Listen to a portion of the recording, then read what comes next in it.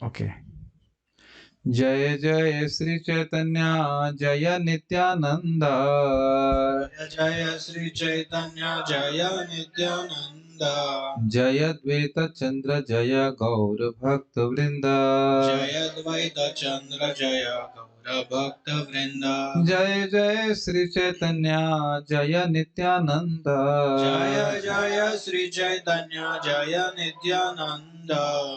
जय द्वैत चंद्र जय गौर भक्त वृंद। जय द्वैत चंद्र जय गौर भक्त वृंद। जय जय श्री चैतन्य जय नित्यानंद। जय जय श्री चैतन्य जय नित्यानंद। जय द्वैत चंद्र जय गौर भक्त वृंद। जय द्वैत चंद्र जय गौर भक्त वृंद। क्या फायदा गाने का, मृदंग बजाना तो गाया नहीं, किसी ने सीखा नहीं है। चैप्टर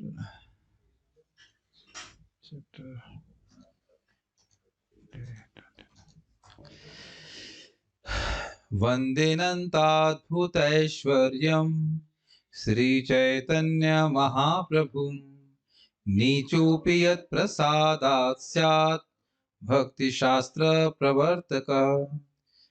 जय श्री कृष्ण चैतन्य प्रभु नित्यानंद श्री अद्वैत गदाधर श्रीवासदि गौर भक्त वृंद। हरे कृष्णा कृष्णा कृष्णा हरे हरे, हरे राम राम राम हरे हरे। सभी भक्तों का स्वागत है चैतन्य चरितामृत। बहुत एक्चुअली प्रसन्नता होती है क्योंकि एकदम फ्रीज हो गया है हमारा समय, as long as we are here at least. दूसरे हमारे जो अन्य मैनेजर भी कहते हैं पर जी क्लास के बाद वहां चलेंगे काम करने, at least they are also respecting कि जूनियर डिवोटी भी और सीनियर भी सब लोग बोलेंगे क्लास के समय डिस्टर्ब नहीं करना। बहुत प्रसन्नता होती है, एक बहुत बड़ा प्रोटेक्शन है, कम से कम 45 मिनट्स बिना किसी डिस्ट्रैक्शन के हम पढ़ सकते हैं, है कि नहीं? जैसे हम जब सोने जाते हैं, मैं अपनी बात कर रहा हूँ, तो बिल्कुल डिस्टर्ब नहीं करना वहां पे। दोपहर में अगर मैं रेस्ट कर रहा हूँ और कोई व्यक्ति कुछ मांगने आया तो उत्तर क्या मिलेगा? ना। क्यों आए? क्योंकि अभी आए इसलिए। ऐसे पढ़ाई होनी चाहिए, ऐसे हम लोग भजन कर सकें। मैं बहुत एक बार इच्छा कर रहा था, जैसे मैं सोता हूँ वैसे जब कर सकूं तो अच्छा रहे, एकदम चित्र लगा कर बढ़िया से, तो दुनिया की बाहर की खबर ही ना हो। लेकिन अभी भगवान इच्छा पूर्ण नहीं करी, is making wait, take some time. हम लोग चेतन चेतामृत से वैदिक भक्ति के स्वरूप के बारे में पढ़ रहे हैं, साधना के अंगों के बारे में पढ़ रहे हैं। ये कह सकते हैं कि क्या ये वैदिक भक्ति है? साधना के अंगों के बारे में सुन रहे हैं कि साधना भक्ति के दो भाग हैं, वैदी और रागानुगा। तो इन सारी चीजों में को तो आप ये नहीं कह सकते कि रागानुगा पे घटित नहीं हो, कि सीधी सी बात है साधना भक्ति के अंगों का वर्णन सुन रहे हैं। तो आपने कुछ कुछ याद है कि गुरु का सबसे पहले गुरु पादाश्रय, दीक्षा, शिक्षा ग्रहण करना, साधु मार्गानुवर्तमान। एक बार ऐसा करते हैं, इसको पारायण कर लेते तो खटाक से रिवाइज हो जाएगा, ये अच्छा रहेगा। That we will do probably every day. Let us see, केवल पारायण करके समझ में आ जाएगा क्या क्या हमने पढ़ा था। ये रहा, विविधांग साधन भक्तिर बहुत विस्तार, संक्षेप कहिया किछु साधना अंग सार। तो साधना भक्ति बात कर रहे हैं, विधि उसकी बात नहीं कर रहे। गुरु पादाश्रय दीक्षा गुरु सेवन, सद्धर्म शिक्षा पृच्छा साधु मार्गानुगमन, कृष्ण प्रीत्ये भोग त्याग कृष्ण तीर्थे वास, यावन निर्वाह प्रतिग्रह एकादश उपवास। आज एक भक्त, नाम तो नहीं रख रहे, टी शर्ट जो कल पहन के आए थे आज फिर वही पहन के आ गए सुबह जब में। तो मैंने कहा ये सुन लिए क्या, यावन निर्वाह प्रतिग्रह जितना से निर्वाह हो उतना ग्रहण करना चाहिए। मैंने कहा ठीक है, लेकिन ब्राह्मण है मतलब भक्त है तो आपको रोज साफ कपड़ा पहनना चाहिए। इसका अर्थ ये नहीं कि एक ही टी शर्ट को 7 दिन तक पहनना है बिना स्नान बिना धुले, तो सारे सरभाग है। ये अर्थ नहीं है कि एकदम महिला को चला रहना है, ठीक है। धात्री अश्वत्थ गो विप्र वैष्णव पूजन, सेवा नाम अपराधादि सेवा नाम अपराधादि दूरे विसर्जन। इस पे सुनिए हंसेंगे आप लोग। एक बात हमारे आश्रम के मंगल आरती के लिए ऐसे ही लेट हो रहे थे। मैं कहा चलो स्कूटर पे बैठ जाते हैं, मंगल आरती पहुंच जाते। नहीं प्रभु जी, अभी गायों की परिक्रमा करनी है, आपने कल बताया था ना। हमने कहा अरे भाई सही काम गलत समय पे नहीं करना है। देखो कैसे अब देख रहे हैं कि कितना मार्गदर्शन की जरूरत है। शास्त्र सुने हैं, लेकिन एप्लीकेशन क्या हो रहा है, जब मंगल आरती में जाना है तो उस टाइम परिक्रमा शुरू कर दिया। अरे उस टाइम मंगल आरती जाना होता है, आप दिन में परिक्रमा कीजिए ना। एक सोचने वाली बात है ना। एक माता जी महाराज को पूछी, परम पूज्य वृंदावन चंद्र महाराज को, महाराज जी परिक्रमा करते हुए जब करना चाहिए या बैठ के करना चाहिए? तो महाराज बोले, तो तुम्हारा ध्यान जब पे ही रहता है पूरे टाइम, या तुम दुकान भी देखती हो? परिक्रमा रोज कर रहे हो तो इधर इधर भी जा रहे हैं, उधर देखते हुए चलते हैं कि नहीं चलते? तो आप देख लीजिए कि किस प्रकार से वो आप जब करना चाहते हैं। देखिए वास्तविक रूप से, मैं महाराज से उस दिन महाराज वृंदावन के बारे में पूछ रहे थे, बाद में पूछा महाराज तुम्हारा सबसे अच्छा क्या है, हम बैठ के बढ़िया से जप करें कि परिक्रमा करते हुए करें? महाराज बोले बैठ के करें। तो कहीं महाराज भी जाते हैं रोज, उनको महाराज का स्वास्थ्य ठीक नहीं है, तो उस कारण से महाराज वृंदावन की परिक्रमा तो करते भी हैं, इस बहाने थोड़ा सा हमारा जो ना परेशानी है, कुछ डायबिटीज है, कुछ भी है, तो अलग बात है, वो भी हो जाता है। तो अलग तो समय कहाँ है महाराज के पास। सीनियर भक्तों को नहीं देखना चाहिए, और किस भाव में कर रहे हैं वो भी आप कल्पना नहीं कर सकते। हमारा तो इधर उधर हम देख के ही करते रहेंगे। और मैं तो एज्यूम करता हूँ कि भाई मेरे से तो नहीं होता। सबसे अच्छा होता है, सबसे अच्छा अभ्यास जो वेदांत सूत्र के अनुसार क्या है, आसीन संभवात, बैठ करके ही भगवान पे ध्यान रख पाता है। अगर अच्छे से करना चाहते हैं उसका अभ्यास करना चाहिए। एनी हम बात नहीं कर रहे, हम खाली बोल रहे थे कि लोगों को क्या करना है उसकी बात कर रहे थे। इतना कोई महत्वपूर्ण बात नहीं, कैसे भी करना चाहे परिक्रमा करे, जैसे भी करना चाहे करे। कथम अपनी सक्रियदातम, मेन बात है अपराध से रहित होकर करे। हाँ, लेकिन बात हम यहाँ पे क्या कर रहे थे कि गायों की पूजन करना चाहिए, गायों की परिक्रमा करना चाहिए थे, लेकिन मंगल आरती के पहले नहीं करना चाहिए। या मंगल आरती के पहले मतलब मंगल आरती चल रही उस टाइम नहीं करना चाहिए। तो थोड़ा ध्यान देना चाहिए कि हर चीज का महत्व है, मंदिर की परिक्रमा का भी महत्व है, लेकिन मंगल आरती चल रही है उसमें परिक्रमा कर रहे हैं तो वो कुछ बात ठीक नहीं है। और जैसे भगवान का ऑल्टर बंद होता है तब भी परिक्रमा नहीं करना चाहिए। तो वो सब बातें भी आगे आएंगी, उसको थोड़ा थोड़ा देखेंगे वहां पे। आगे देख लेते हैं। अवैष्णव संग त्याग बहु शिष्य ना करीबा, बोलो यहाँ पे दिखाई दे। बहु ग्रंथ कलाभ्यास व्याख्यान वर्जीव। और क्या पढ़ा था, अब हम आगे सुन रहे हैं। मेरे पीछे बोलिए, माइक पे बोलिए, माइक। हानि लाभे सम शोकादिर्वश न हैव। हानि लाभे सम शोकादिर्वश न have. Sanskrit is better. Okay, give it a try. You learn like this only. हानि लाभे सम शोकादिर्वश न हैव। हानि लाभे सम शोकादिर्वश न हैव। अन्य देव अन्य शास्त्र निंदा ना करीब। अन्य देव अन्य शास्त्र निंदा न करीब। हानि लाभे सम शोकादिर्वश न हैव। हानि लाभे सम शोकादिर्वश न हैव। अन्य देव अन्य शास्त्र निंदा ना करीब। अन्य देव अन्य शास्त्र निंदा न करीब। बहुत इंपॉर्टेंट है। भक्त को चाहिए कि वह हानि तथा लाभ को समान माने। भक्त को अच्छा इधर से आवाज है, शोक से अभिभूत नहीं होना चाहिए। भक्त को ना तो देवताओं की पूजा करनी चाहिए और ना ही उनका अनादर करना चाहिए। इसी तरह भक्त को चाहिए कि वह ना तो अन्य शास्त्रों का अध्ययन करे ना उनकी आलोचना करे। बहुत अच्छा है। देखिए मैं इसका तात्पर्य जो दे रहा हूँ वो प्रभुपाद जी के अन्य तात्पर्य से दूंगा, जो प्रभुपाद जी नेटर ऑफ डिवोशन में समझाते हैं या अन्य ग्रंथों में बताते हैं, उससे मैं आपको बताने का प्रयास करूंगा। सामने है तो बहुत इंपॉर्टेंट है। देखिए क्या हम जब भक्त बन जाएंगे या बन रहे भी हैं या बनने का प्रयास कर रहे हैं, तो क्या कभी बिजनेस में कोई नुकसान नहीं होगा, पढ़ाई में नंबर कभी कम नहीं आएंगे, या घर में कोई बीमार नहीं पड़ेगा? तो और पॉजिटिव भी है, हानि लाभे सम, इसका अर्थ समझ रहे हैं? अगर कोई भौतिक रूप से हानि हो रही है, भूखा कभी कोई भक्त मरते हुए दिखा है आपको? भूख से मर गया कोई भक्त, भगवान का भक्त भूख से मर गया, आपसे कभी हुआ है? ऐसे सोचिए कि अगर आपको कोई भोग लगाया है, भोग मतलब खाना खिलाया है, और वो व्यक्ति भूखा है, तो क्या आप उसे खाने को नहीं देंगे? हम लोग अच्छे व्यक्ति हैं?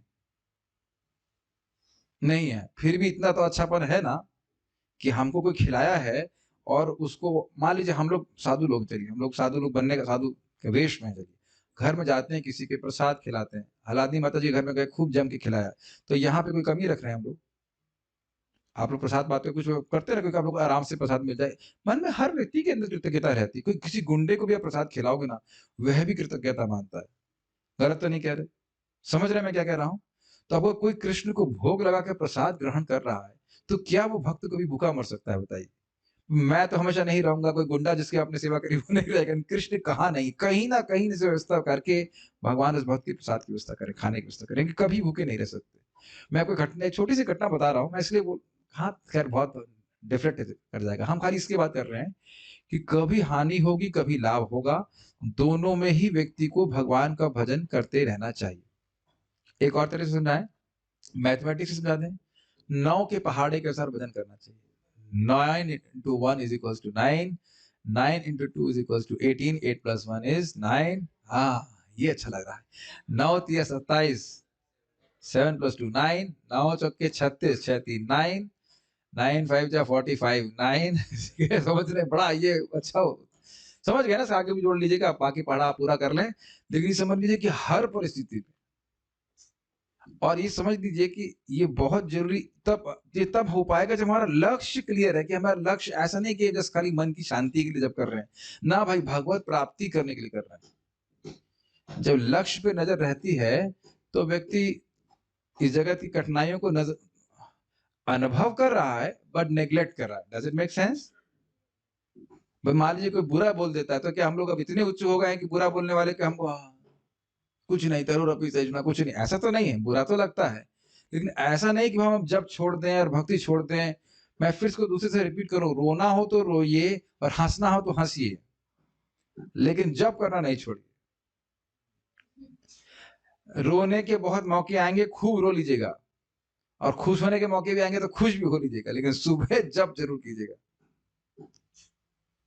इतना आसान बात नहीं है। अगर भक्त संग में नहीं रहेंगे तो इतना आसान बात नहीं। लोग अभिभूत होते हैं, अभिभूत समझने दब जाता है, दबना समझते हैं। और आप आगे अपने पे हंसेंगे। मैं व्यक्तिगत कटाक्ष नहीं कर रहा हूं, मैं अपनी ही बात कर रहा हूं। हम जिन चीजों के लिए रोते हैं, उसको प्राप्त करने के बाद भी रोते। मैं किसी को कटाक्ष नहीं कर रहा, मैं अपने पे हंस रहा हूँ। मेरा 12 के संग नहीं हुआ था आईटी में, फूट फूट के रो रहे थे, ये करके रो रहे थे। जब आईटी में हो गया, तब आईटी में होने के बाद रो रहे थे, अरे कहाँ फंस गया मैं, इतना पड़ा कभी कभी देखो, बच्चों के लिए रोते हैं कि नहीं, बच्चा नहीं वो हमारा, उसके बाद बच्चा हो जाता है, वही रुलाता है पूरा जिंदगी भर। बताइए, ये जगत का, मैं सोचता था कितना हास्यास्पद स्वरूप है। आप लोग भी जो लोग नौकरी प्राप्त किए होंगे, नौकरी नहीं पाने के लिए परेशान थे, है कि नहीं? और जब नौकरी मिल गई तो कहाँ, अच्छा लगता है, मुझे पता है सैलरी मिलती है, अच्छा लगता है, लेकिन फिर भी परेशानी तो होती है ना। वो रोना ही तो हुआ एक प्रकार का। ये भी एक समझ लीजिए, जगत का स्वरूप ही ऐसी है कि कोई कितनी भी वस्तु प्राप्त हो जाए, सुख नहीं देने वाली। तो कहने का आशय यह है कि इस जगत की वस्तुओं के या उतार चढ़ाव के प्रति व्यक्ति को पैसिमिस्टिक होना चाहिए। पैसिमिस्टिक समझते हैं आप? निराशावादी। हाँ, निराशावादी, तब भक्ति ठीक से कर पाएंगे।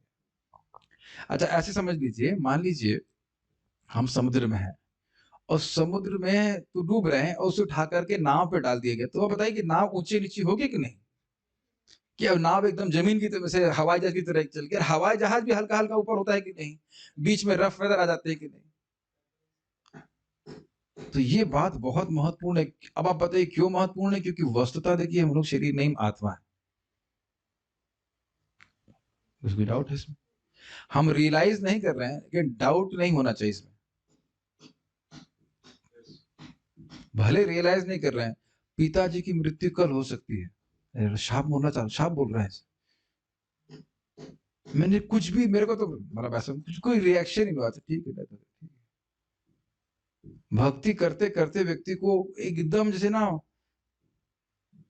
Should be fixed in that, भाई कुछ भी हो जाए, कोई मरेगा कोई जिएगा, जो अपने नीडफुल है उसे करना है, संस्कार करना है, सब कुछ करना है, जप करना नहीं छोड़ना है। I would use the word, we should be grounded in sadhana. देखिए, अब आप ऐसे बातें बोलूंगा ना, तो समझेंगे लोग हम लोग कठोर हृदय के नहीं है। But we have to do whatever, हमारी सबसे बड़ी दायित्व कृष्ण के प्रति है। इतने पिताजी को मरते हुए देखा कि काउंटिंग नहीं है। खुद को कितनी बार मर चुके हैं, कोई पहली बार का ड्रामा है, हर बार ही ड्रामा होता है। आप क्या बैलेंस कर पा रहे हो मेरी बात को? It's not that devotees are hard, क्या कहते हैं, हार्ड हार्टेड। पिता बीमार है या माता बीमार है या कोई मित्र बीमार है, ब्रह्मचारी बीमार है, साथ हम सेवा नहीं करें, ऐसा कभी कहा है बताइए? ऐसा कभी नहीं कहा जा रहा है। लेकिन अब ये नहीं कि पिताजी मर गए या माताजी मर गए तो भक्ति छोड़ दिए हुए। हमें केस आ रहे मेरे पास, भक्ति करते थे, पिताजी की मृत्यु हो गई या कुछ हो गया बीमार, भक्ति करना छोड़ दिया। वाकई ऐसा हुआ है, ऐसा मत सोचिए कि हम ऐसे ही बोल दे रहे हैं। एक स्टूडेंट था अपने कॉलेज में, थे तिवारी जी था, बस पिताजी की मृत्यु हो गई, वो कहीं एकदम मतलब बावला ही हो गए। तो फिर बताइए कैसे काम चलेगा? Make sense? क्या आप गारंटी कर सकते हो कि भक्ति कर रहे हैं तो कोई घर में मरेगा नहीं? ये तो आप नहीं, ये तो कहीं भगवान गीता में नहीं बोल रहे ना। तो हानि लाभ इस समय समझ में आ रहा है हर प्रकार की, जिसको अच्छा हानि की बात समझ में आ गई, लाभ की बात, इसका एग्जाम्पल ले लीजिए। हमारे एक मित्र थे आईआईटी में, तो उनका आईएएस में हो गया, अब उनके साथ माला वाला एकदम जीरो हो गया। अब जीरो हुआ है कि नहीं पता नहीं, कि उन्होंने सुना कोई संपर्क नहीं रख रहे। हानि में व्यक्ति परेशान हो सकता है, हानि से अभिभूत हो सकता है, लाभ से अभिभूत हो सकता है। समझ में आ रहा है? नहीं समझ में आ रहा है? धन आ गया, कुछ प्रसिद्धि मिल गई, तो अब भक्ति को किनारे रख दिया, माला किनारे। अब क्या जरूरत है माला करने की? Make sense? It can also happen with devotees. ठीक है, तो दोनों में सम रहने का मतलब क्या है? अच्छा इधर देख लीजिए, सुदामा जब गरीब थे तब क्या वो भजन कर रहे थे? और जब अत्यधिक संपदा मिल गई जिसकी हम लोग कल्पना नहीं कर सकते, हम लोग तो अपने फ्लैट की ही कल्पना करेंगे महल की कल्पना। ऐसे वो जयपुर में है ना, जहाँ पे भगवान का मंदिर है, वही महल भी था पहले। तो जो ऐसा महल कल आपका बन जाए तो, और आपको मैं अपना रियलाइजेशन बता रहा हूँ, ये भगवान बहुत अच्छा रियलाइजेशन दिए। चाहे हम कितनी भी सुंदर जगह पे जाता हूँ, मुझे लगता है इसमें क्या है, ना कथा तो है नहीं यहाँ पे, कीर्तन का कोई व्यवस्था है नहीं, क्या इसमें है? आप लोगों को भी ऐसा महसूस होता है कि नहीं होता है? Is it not? कि आप मान लीजिए फोन पे कुछ देख रहे हैं, कुछ भी सुंदर दृश्य देख रहे हैं, इसमें भक्तों का संग कहाँ है? इसमें कथा कहाँ है? विग्रह की सेवा का समझ रहे हैं मिक्स है? कुछ भी नहीं ना, तो इसमें मेरे लिए क्या मतलब है? दूसरा है शोकादिर वश न हईबा। शोक का मतलब समझते हैं, शोक मतलब भूतकाल की बातों को स्मरण करके रोते रहना। और शोक का अर्थ ये भी होगा शोक, मोह और भय भी। तो जब हृदय में शोक व्याप्त रहेगा, व्यक्ति भक्ति कैसे करेगा? ये आप लोग शायद सब सोच रहे हैं कि हम थ्योरी बोल रहे हैं मुझे तो हंसी आ रही है। अब हम नाम तो नहीं रख सकते क्योंकि शायद वो भक्त, अब क्या नाम तो नहीं रखूंगा, लेकिन भक्त जान रहे हैं मैं क्या बात कर रहा हूँ। एक भक्त अपने माता पिता को लेके आए, हमसे बात कर रहे थे, मैं समझाया कि देखिए अब आप लोग का शरीर में कितना कष्ट है, बुढ़ापे का कष्ट है, मृत्यु कष्ट है। तो उस कष्ट को सुन करके भी नहीं सुन रहे हैं, बाद में माता रो रही है, लड़के की नौकरी नहीं लगी, लड़के की नौकरी, आंसुओं से रो रही है, जैसे लग रहा है कि मैं नौकरी दे दूंगा, मैं नौकरी के लिए खोला, नौकरी, आप कुछ आशीर्वाद कीजिए, नौकरी लग जाए। हमने कहा आप रो रही हो, लड़का तो नहीं रो रहा है, लड़की को तो कोई टेंशन नहीं है। हमने कहा आप भूखी मर रही हो। एकदम दिखाई पड़ता है कि शोक से अभिभूत व्यक्ति को कुछ सुनाई नहीं पड़ता। अब आप ऐसे समझ लीजिए, जो आपको पता है ना कथा, क्या नाम है राजा का जिसका बेटा चित्रकेतु महाराज, और वही रो रहे हैं कि बेटा नहीं हुआ, बेटा नहीं हुआ। तो पर्वत मुनि आए सामने, लेकिन उपदेश नहीं दिए। अब क्यों नहीं दिए बताइए? समझ में आया? जो शोक से अभिभूत व्यक्ति है उसको क्या बताएंगे आप? समझ रहे हैं? ऐसे एकदम सेम मेरे पास अभी केस आया कनाडा से। तो वो बोल रहे थे मेरे पिताजी मर गए, मेरी माँ की तबीयत खराब है, डायबिटीज है। मेरी माँ को भी डायबिटीज है इसमें कौन सी बड़ी बात है, कोई नई बात तो ना है, ये प्रॉब्लम है वो प्रॉब्लम है। हमने कहा मेरे पिताजी भी गुजर गए, तब तो दोनों कॉमन फैक्टर है, तो क्या दिक्कत है? पिताजी गुजर गए और माता जी भी बीमार रहते हैं, जो भी कुछ रहते हैं, तो उसमें कौन सा? नहीं मेरी बेटी को ऑटिज्म है। हमने कहा अब आप बताओ कि, हमने कहा आप, आपका पहला डायग्नोसिस है कि आप शोक, मोह और भय से अभिभूत हैं। इस केस, ये देखो रियल केस स्टडी है, और इसे सीखना शुरू कीजिए आप। शोक से कैसे अभिभूत है बताइए? पिताजी चले गए, ठीक है। मोह से कैसे अभिभूत है? माँ। और हमने कहा आप ही की लड़की को ऑटिज्म है, दुनिया में कितनी लड़कियां उनको ऑटिज्म है बच्चों को, उसके तो आप चिंता नहीं कर रहे हैं। और फिर भय है कि इस बच्चे का क्या होगा। Quite nice, because Buddha ji की यही डायग्नोसिस है, सबको यही बोल सकते हैं, एस्ट्रोलॉजर होते हैं ना, हाथ देखते हैं, आप सुखी नहीं हैं। आप कौन सुखी है जगत में? अच्छा, आपका आप प्रयास करते हैं लेकिन पूरा लाभ नहीं मिलता। तो ये तो बुद्ध जी का रोना ही है, अरे बड़ा अच्छा एस्ट्रोलॉजर, ऐसा करते कि नहीं? है कि नहीं इस प्रकार से? तो अब आप समझ सकते हैं बुद्ध जी का एक ही डायग्नोसिस है, शोक, मोह और भय, ये तीन है। और उसका हमने कहा जाएगा कैसे? यस्याम वै श्रूयमाणायाम कृष्णे परम पुरुषे भक्तिरुत्पद्यते पुंसाम शोक मोह भयापहा। एटलीस्ट उन्होंने स्वीकार किया इस बात को कि सुन रहा है, पूरा सुना नहीं है, तो इसके वश ना होना। अच्छा, अब एक और बात सोचिए कि शब्द है वश का मतलब क्या होता है? शोक हो सकता है। अभी क्या अर्जुन को शोक हुआ कि नहीं? अर्जुन का शोक हुआ कि मेरा बच्चा, क्या नाम था, अभिमन्यु, मारे गए, लेकिन क्या वह भगवान की सेवा छोड़े? तो इसके संबंध में हमारे महाराज में बड़ा सुंदर स्टेटमेंट है, it's not that devotees are stone hearted और cold hearted, they are very sense, मतलब कह सकते हैं सॉफ्ट हार्टेड। भक्तों का हृदय बहुत कोमल होता है, तब बच्चा मरेगा तो क्या दुख नहीं होगा? बिल्कुल होगा, लेकिन ये नहीं कि कृष्ण की सेवा छोड़ देगा। क्लियर समझ में आ रहा है? तो सभी लोग अपने आने वाले दुखों के प्रति तैयार हैं।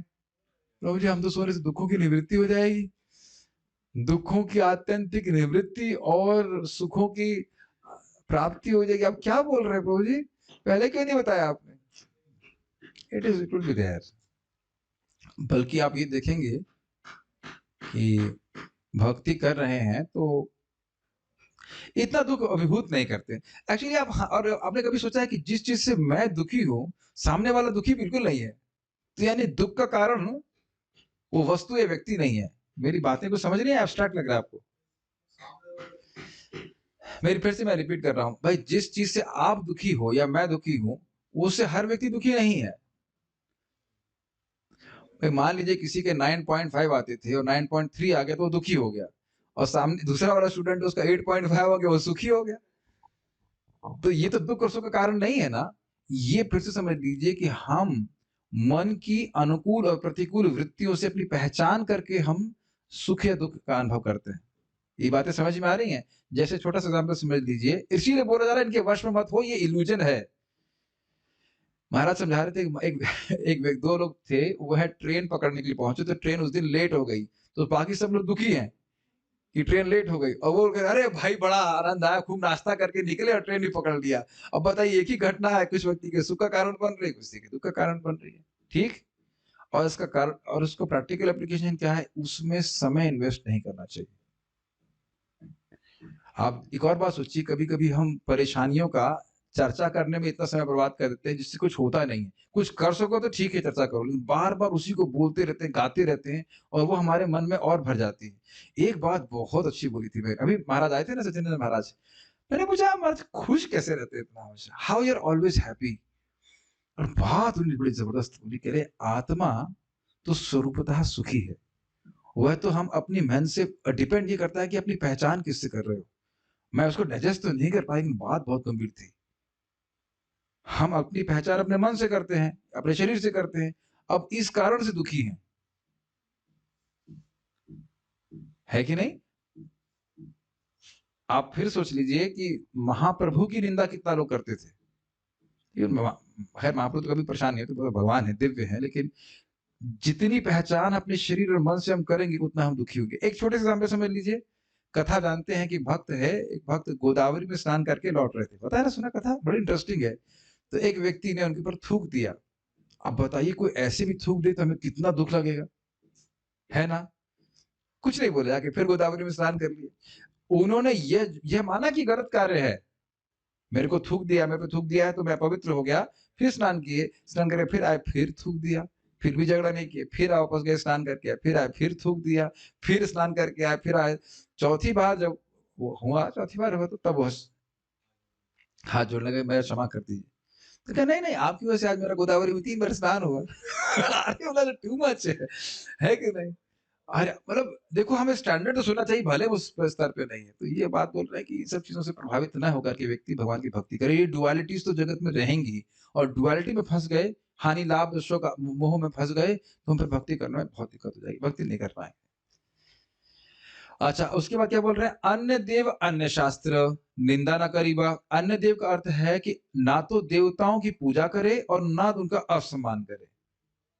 भाई पूजा क्यों ना करे? तो भगवान श्री कृष्ण की पूजा कर रहे हैं तो अन्य की पूजा करने की क्या जरूरत है? जड़ में पानी दे रहे हैं तो हर पत्ती में पानी देने की क्या जरूरत है? एक तो ये क्लियर हो गया। अब दूसरी बात ये है कि ठीक है, जड़ में पानी दे रहे हैं, हर पत्ती को पहुंच रहा है तो टहनियां तोड़ेंगे। टहनी तोड़ने का तो कोई मतलब नहीं है ना। और टहनी को जड़ से अलग तो नहीं या पेड़ से अलग तो नहीं मान सकते। क्लियर? तो देवताओं की अवमानना करना ये भगवान के प्रति अपराध है, ये नाम अपराध है। मान लीजिए शिव जी के मंदिर के पास जा रहे हैं, हाँ, शिव जी देवता आ गए, अरे उधर दुर्गा जी ना।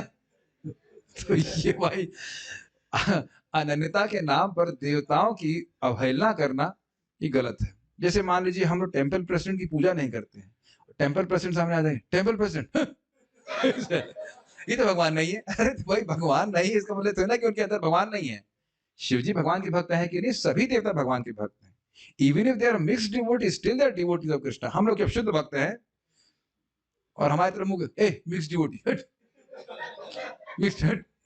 आप में से कोई शुद्ध भक्त है यहाँ पे बता दीजिए। कोई इच्छा नहीं है, एकदम मतलब भुक्ति मुक्ति स्पृहा विहीन है ये भक्ता। ऐसा कौन है भाई? बोल दीजिए खिचड़ी खाने की इच्छा नहीं है बढ़िया वाली। मैं अपनी बात कर रहा था। ऐसा कौन है? But still we want some love and respect, is it not? भाई देखिए, समझ लीजिए कि इंद्र हैं और बाकी सब लोग भी हैं, ये बहुत अच्छे भक्त हैं। बस उनकी ना वो कंट्रोलिंग मेंटालिटी है, इस कारण से भगवान को सुविधा दे देते हैं कि चलो इन देवता बन जाओ, लेकिन उनकी सेवा को स्वीकार करते हैं। भाई उनके छोटे भाई बन के आए कि नहीं आए? तो सम्मान करना और पूजा ना करने में अंतर है। समझ में आ रहा है कि नहीं? अलग से पूजा करने की जरूरत नहीं है, जरूरत ही नहीं है, भगवान मना भी कर रहे हैं। तो यहाँ पे देख रहे हैं ना, अन्य देवताओं की पूजा करने की क्या जरूरत है? अब वो कृष्ण नहीं दे पाएंगे, कृष्ण के स्टोर में कुछ नहीं तो स्टोर में जाकर ले आए, बताइए। यही तो मतलब हुआ ना। तो इससे व्यक्ति की श्रद्धा कम हो जाती है, तो अन्य देवताओं के पास जाने की जरूरत नहीं। और उनके असम्मान भी नहीं करना चाहिए। ये क्लियर है? ठीक है। अन्य शास्त्र निंदा ना करी। वह अन्य शास्त्र का मतलब क्या है? भक्ति के जो प्रतिपादक ग्रंथ हैं उनको छोड़कर और कुछ पढ़ने की आवश्यकता हमको बिल्कुल नहीं है। और आप धीरे धीरे देखेंगे भाई, यही पढ़ लें जीवन में, बहुत बड़ी बात है। ये तो आप समझ ही रहे होंगे, श्रीमद् भागवतम, चैतन्य चरितामृत, भगवत गीता, उसको ही एक एक श्लोक भी अप्लाई कर ले अपने जीवन में तो हमारा जीवन सफल हो जाएगा। तो मैं समझता हूँ मति भी जाती नहीं होगी, है कि नहीं? कि और कोई शास्त्र पढ़ें। और सही बता रहा हूँ, लोग कंफ्यूज हो जाते हैं कभी कभी। मेरे सादा महल बैठ के कुछ भक्त लोग ऐसी प्रश्न कर देते हैं कि उस पुराण में तो ये लिखा है, देवी भागवत में तो लिखा है। मैं बस चेहरा देखता रहा, कहा भाई श्रीमद् भागवतम प्रमाण ममलम प्रेमा पुमार्थो महान, ये भूल जाते हैं आप। और ये ध्यान दीजिए कि व्यासदेव जी जानबूझकर लिखे ऐसे, व्यामोहा या चराचरस् जगतस् तेते पुराणागमस्। विभिन्न प्रकार के पुराणों में विभिन्न देवताओं को श्रेष्ठ कहा गया है, लेकिन परम सत्य किसको कहा गया जरा बताइए? किसी पुराण में नहीं लिखा गया कि इंद्र परम सत्य है। ऐसी गलती नहीं करेंगे वो। तो वह तो उस व्यक्ति की चेतना को देखते हुए व्यासदेव जी कह रहे हैं। क्या ये बातें आप समझ रहे हैं? वो उसको बोलेंगे तो वो समझेगा नहीं, इसलिए देवता की उपासना करने हैं। Make sense to you how you should react? उनकी निंदा नहीं करना चाहिए। थोड़ा इसको और गंभीरता से समझिए। देखिए, क्या आपको ऐसा अनुभव है कि आपने कभी कुछ प्रीचिंग की हो? फर्स्ट ऑफ ऑल पहले प्रीचिंग की हो तो किसी व्यक्ति को बोला हो और सारी बात बोलने के बाद और कृष्ण की महिमा को बोलने के बाद भी वो स्वीकार बिल्कुल नहीं करता, तो हम लोग कभी कभी खिन्न हो जाते हैं ना, क्या समझ ही नहीं रहा है। लेकिन please try to understand the science behind it. हर व्यक्ति की श्रद्धा है कि नहीं? और वो श्रद्धा किससे इन्फेक्ट होती है? प्रकृति के गुणों के द्वारा। तो जो गुण इन्फेक्ट उसमें उसके हृदय में एक्सपैंड किया हुआ है, उसके अनुसार उसकी श्रद्धा होगी, उसके अनुसार वो स्वीकार करेगा। हम अपने हमारे वेल्डर थे तो बोलते थे भाई तुम कांवर लेके जाते हो, अच्छी बात है लेके जाते हो, कोई दिक्कत नहीं, कितना परिश्रम है उसमें। और मंगल आरती आने में कितना परिश्रम है? तो कुछ भी नहीं है। लेकिन मंगल आरती आना कठिन है और कांवर लेकर के जाना बहुत बहुत उनके लिए मतलब सुविधा है, श्रद्धा ज्यादा उसमें। जैसे मंगल आरती के क्या होगा, क्या मिलेगा हमको? ये प्रैक्टिकली समझ पा रहे हैं कि नहीं? हम लोग हाँ भी नहीं बोलते, ना भी नहीं बोलते, कभी हाँ बोलो, कभी ना, कुछ तो बोलो भाई। आप लोग ना शास्त्र को ऐसे ना पढ़ाइए बस खाली पढ़ना है। Are you able to see it in life? तब आनंद आता है शास्त्र देते हैं कि भाई देखो कि वो व्यक्ति क्यों नहीं समझ पा रहा है, वो गुणों के इन्फेक्शन से इन्फेक्टेड है। मेरा एकदम व्यक्तिगत अनुभव है, एनटीपीसी में जो मेरा सुपीरियर था, मुझे कुछ तो स्वीकृति मिलेगी क्योंकि मेरे से काम नहीं करता, मैं काम नहीं करता था, वो अटेंडेंस मार देता था मेरी। हाँ, जब करता था, लेकिन जो भी है भाई, हम सबको मानते हैं, लेकिन जब अपने पे आएगी तो अपनी हम इष्ट देवी को ही पूजा करेंगे। एकदम सीधे। सबको मानते हैं, हम कृष्ण को मानते हैं, इसको मानते हैं, उसको मानते हैं, लेकिन जब अपने पे आएगी तो इष्ट देव की ही पूजा करेंगे। जो भी हो। एक माता जी आई थी, हम एक माला हरे कृष्णा की करते हैं, एक माला गायत्री की करते हैं, एक माला शिव जी की करते हैं, हमें तो सारे भगवान अच्छे लगते हैं। हमने कहा सारे भगवान, ये क्या होता है? पता है भगवान का अर्थ क्या है? समुदर पंडित समदर्शिना। ठीक है, पंडित बन गई। तो ये क्लियर समझ में आ रहा है, प्लीज देवताओं का अनादर कभी मत कीजिएगा, और बहुत सिंपल तरीके से आप प्रीचिंग कीजिए। जब भी प्रीचिंग करेंगे, देखिए आप शिव जी की पूजा करते हैं, हमें कोई दिक्कत नहीं है, या गणेश जी करते करिए, लेकिन ये समझ लीजिए कि जगत का स्वरूप क्या है।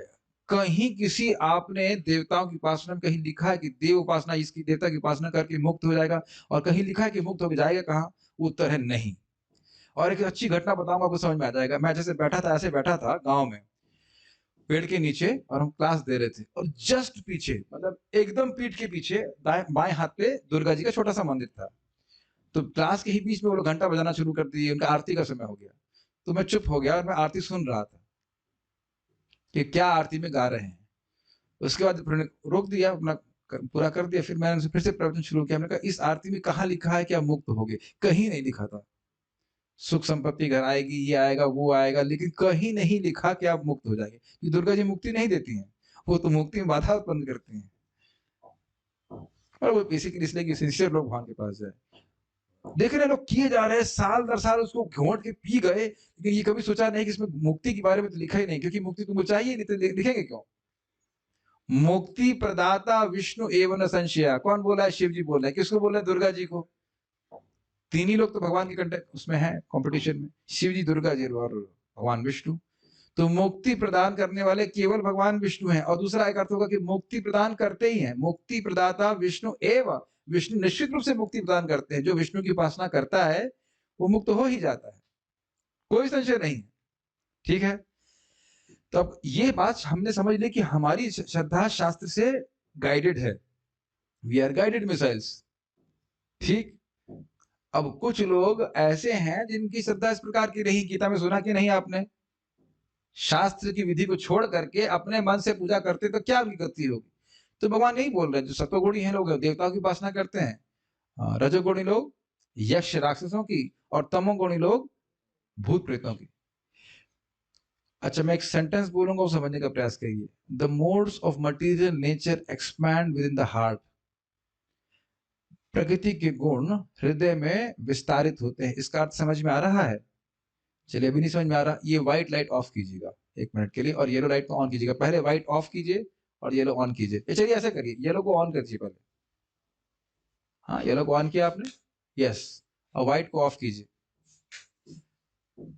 ठीक, अब आप 1 मिनट रुकिएगा। व्हाइट मान लीजिए सत्वगुण, और येलो जो है रजगुण। और तो कलर्स अलग अलग है, हमारे पास कलर अवेलेबल यही, इसलिए हम ड्रामा कर रहे हैं। व्हाइट ऑफ करते चले जाइए, व्हाइट को ऑफ करते चले जाइए। समझ रहे हैं मेरी बात?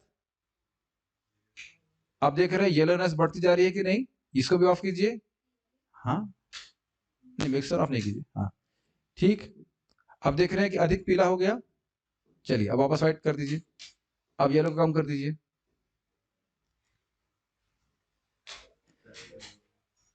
ये मैं क्या कहते हैं, प्रॉप यूज किया। ये समझ में आ रहा है? अब इसमें एक तीसरी लाइन की रोशनी भी हो सकती है, एक ग्रीन, एक ब्लू और एक येलो। उसी को आप आरजीबी कह लीजिए, वो हो गया different modes of material nature. तो ये बात है कि हमारे हृदय में एक बार में केवल एक ही गुण नहीं रहता है।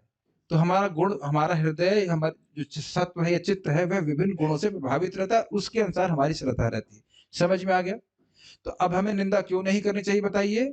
यह समझते हुए कि ये जीव एक विशेष प्रकार के गुणों के प्रभाव से प्रभावित है, हमें मदद करने का प्रयास करना चाहिए। और इसका सबसे आसान तरीका है, आप इतने लोगों की पूजा करते हैं, तो क्या आप हरे कृष्ण मंत्र एक माला कर सकते हैं?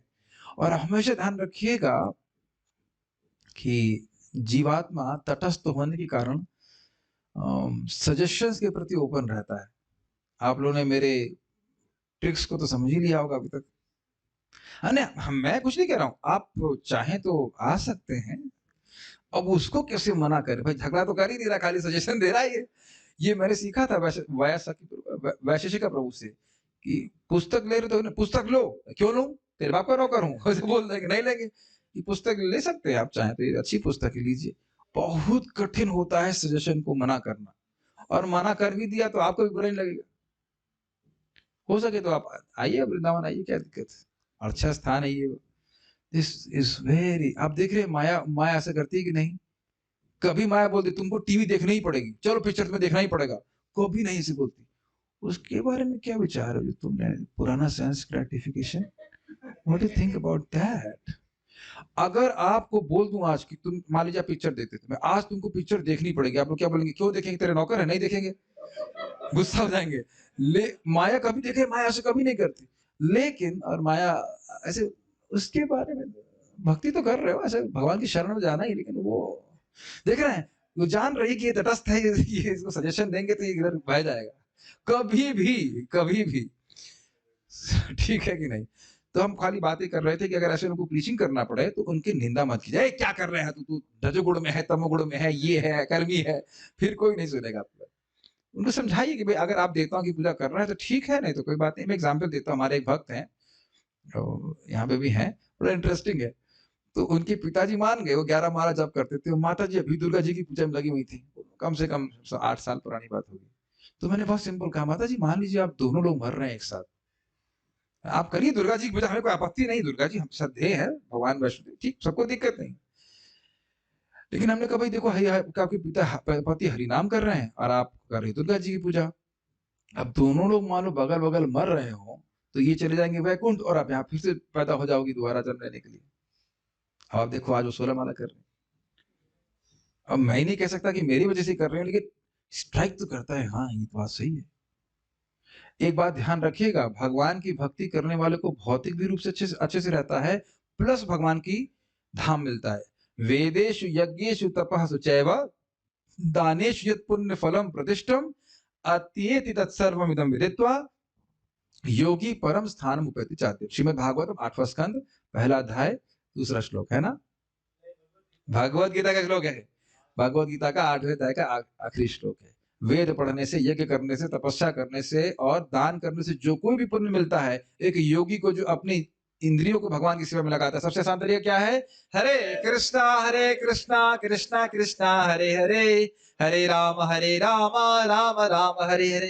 ये भगवान का प्रसाद खा रहा है, प्रसाद खाने से बहुत पुण्य मिल जाता है इत्यादि। जैसे कर रहा है तो वो पुण्य मिलेगा, पुण्य मिलेगा मतलब भौतिक सुख भी प्राप्त होगा। और आप इसको ऑब्जर्व करेंगे कि भौतिक संपदा भी आ रही है, ऑब्जर्व करेंगे कि हाँ ये भी हो रहा है, और साथ साथ भगवान के योगी परम स्थान उपैति चाहते हैं। तो ऐसे प्रचार करना चाहिए। मैंने इतनी डिटेल व्याख्या क्यों करी? क्योंकि आपको देवताओं के उपासक ही मिलेंगे भारत में प्राय।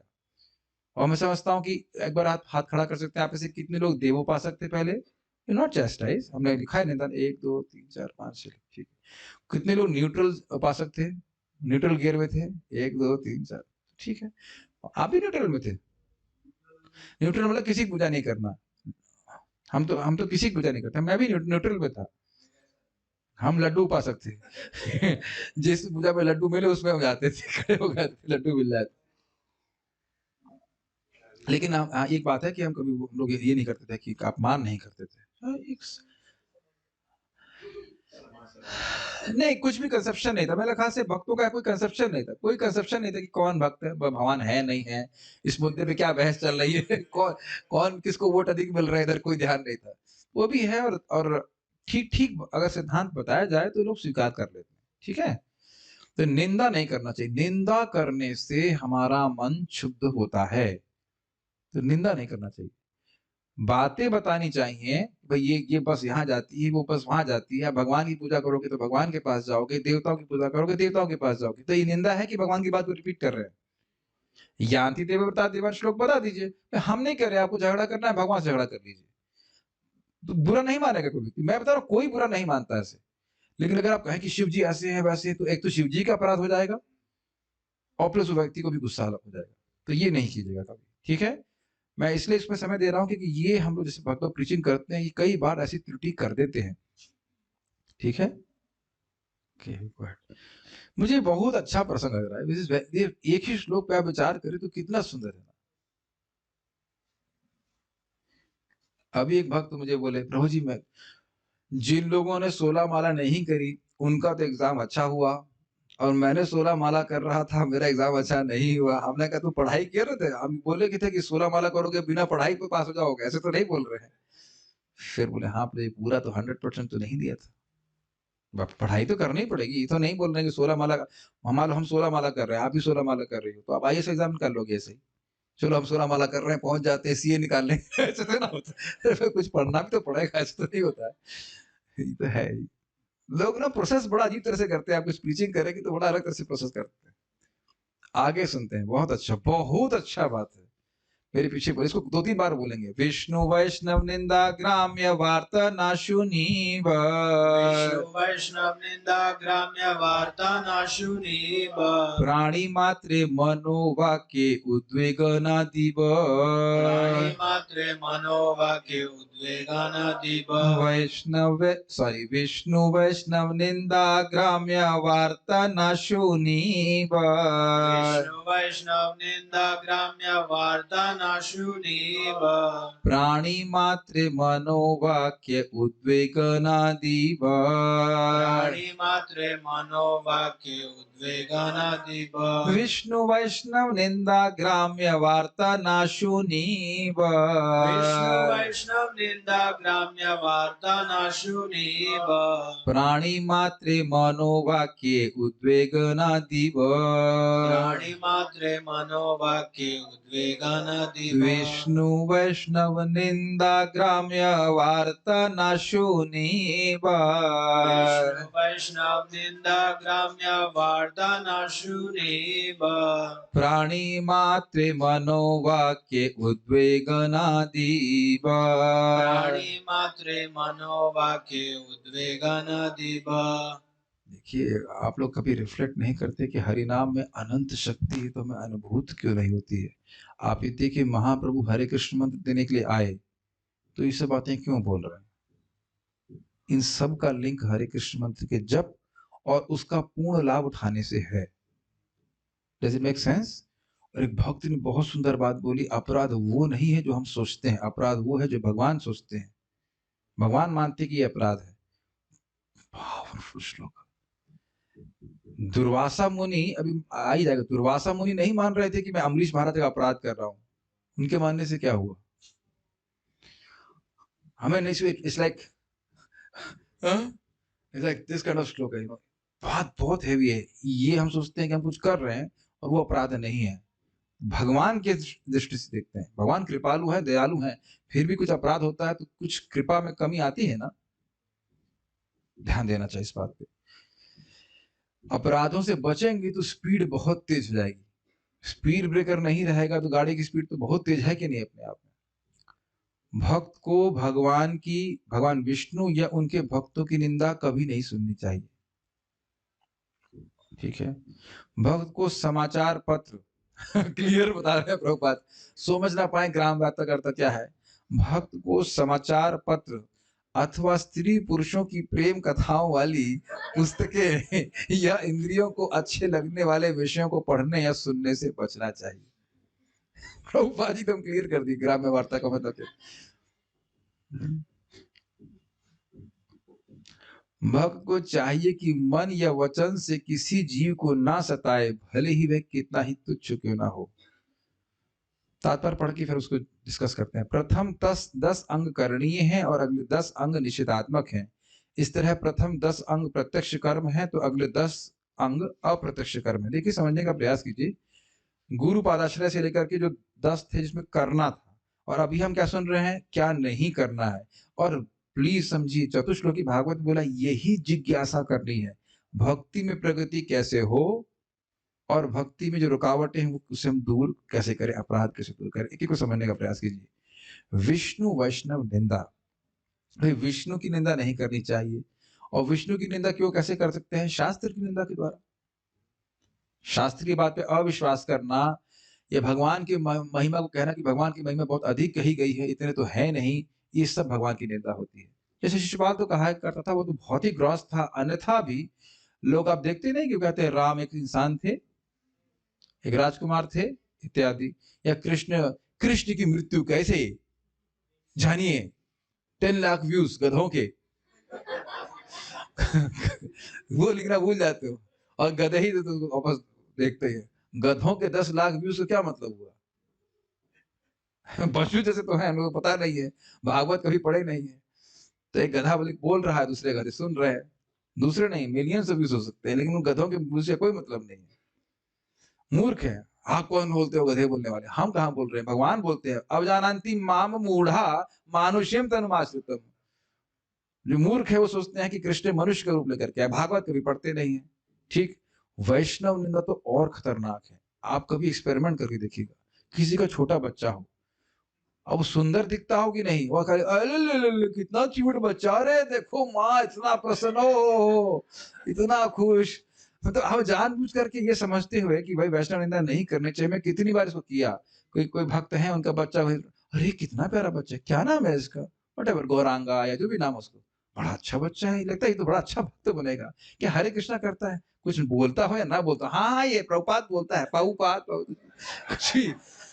तो एकदम भक्तों को दुखी करना भाई, ये तो कहते हैं ना, बहुत खतरनाक है, बहुत खतरनाक है। भगवान के प्रति अपराध हो जाए तो भगवान को माफ भी कर देते हैं। वैष्णव के प्रति अपराध हो तो बहुत कठिनाई हो जाती है। मान देख रहे दुर्वासा मुनि की कितनी फजीयत हुई, और कभी आप प्रोसेस नहीं कर सकते कि आपने प्रोसेस किया कि दुर्वासा मुनि की कितनी फजीयत हुई क्यों? कोई एक व्यक्ति बता सकता है कि इस सिद्धांत के अनुसार मूल कारण क्या था दुर्वासा मुनि के अपराध का?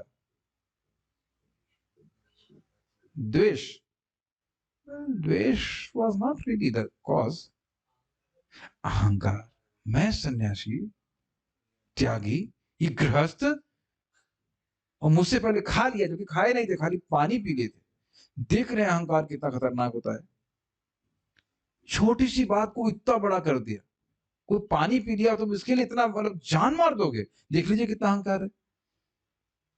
और ये बताइए कि अम्बरीश महाराज उनके प्रतिकार क्यों नहीं किए? Absolute humility. वैसे इसको हम अनुकरण नहीं कर सकते, लेकिन एस्पायर तो करना चाहिए। क्या अद्भुत बात है, कोई जान मारना चाहता है और उसके लिए पूरे प्रार्थना कर रहे हैं, इसीलिए नहीं तो सुदर्शन तो खत्म कर दिया होता।